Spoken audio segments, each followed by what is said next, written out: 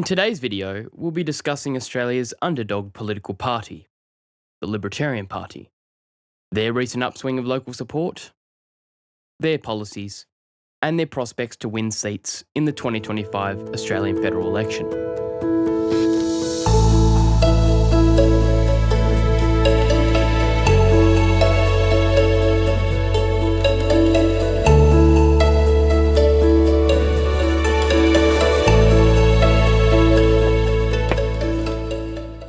The Libertarian Party of Australia, formerly known as Liberal Democrats, or LDP, was founded in Canberra in 2001. The party advocates for smaller government and policies grounded on classical liberal and libertarian principles, including lower taxes, opposition to restrictions on civil liberties, decentralisation, and the relaxation of certain laws. In 2024, the party rebranded as the Libertarian Party and has been positioning itself as a right-wing alternative to the Liberal Party. It aims to attract disaffected Liberal voters by offering incentives such as free party memberships for those who switch allegiance. The party has welcomed figures like former Liberal and United Australia Party MP Craig Kelly to contest for a Senate seat, part of a strategy to consolidate various right-leaning factions. The Libertarian Party supports free market principles modelled similarly to that of US President Ronald Reagan, advocating supply-side economics, which includes reduced government intervention in the economy, lower taxes, and the promotion of individual entrepreneurship and free trade. The party's existence, while small, has been justified with prominent members such as Craig Kelly and John Ruddick, who believe that the Liberal Party has lost touch with everyday voters and has raised concerns regarding corporate influences in the party. The Libertarians have adapted to use similar grassroots strategies that have led the Greens to success and plan to use this to break up the two-party system, making a prominent spot in the right of Australian politics, in contrast to the Greens who sit on the left.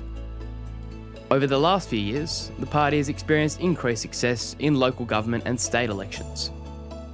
Currently, the Libertarians hold 12 local council seats, with 2 in Victoria and 10 in New South Wales.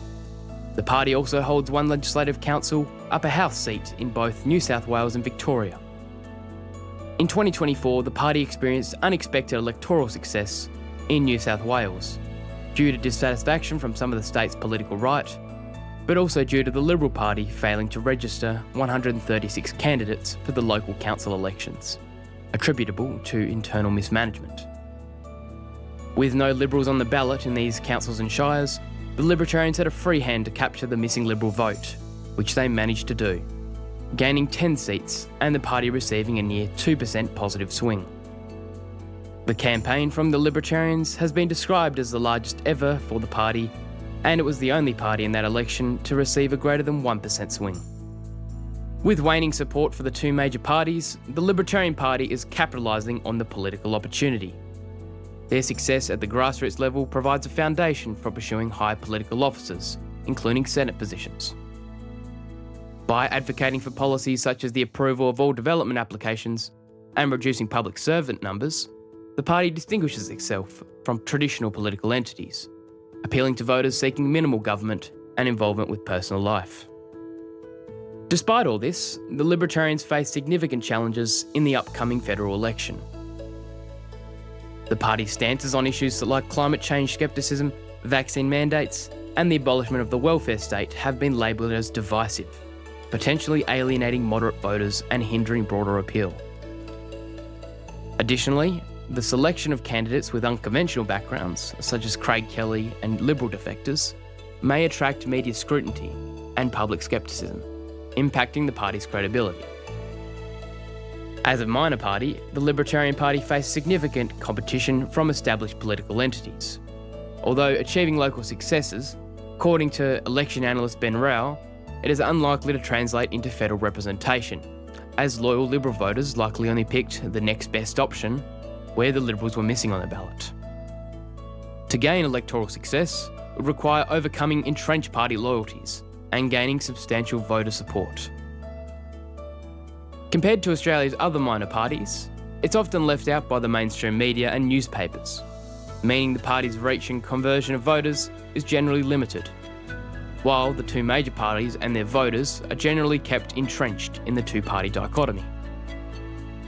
While the Libertarian Party of Australia has leveraged certain opportunities to expand its influence, it must address these challenges to achieve sustained political success and gain a foothold in the Australian Senate or the House.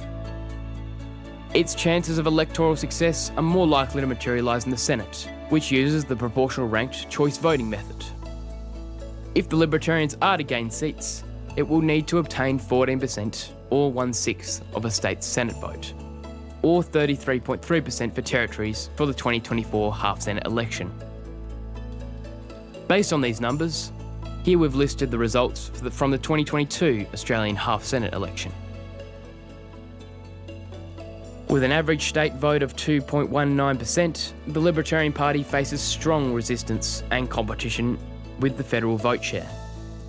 If it plans to pick up a federal Senate seat, the state of Queensland, the Northern Territory, and Victoria are the strongest regions for the party, and are likely places where it will concentrate its efforts. As the election inches closer, we'll be sure to continue our coverage as we approach what is likely an election like no other, and would love to have you along for this ride. Thank you for watching this video. If you've enjoyed our content, consider subscribing and ringing the bell so you can keep in the loop regarding the important news stories from around Australia. We're also pleased to announce the release of our 4th edition of the Snapshots newsletter. This edition highlights significant global headlines, as well as major news from Australia and beyond. You can access it for free through the link down below. Lastly, I'd like to thank our supporters and the team for making this video possible. Your support is crucial, and if you'd like to help, consider buying us a coffee, our merchandise, or purchasing a premium membership.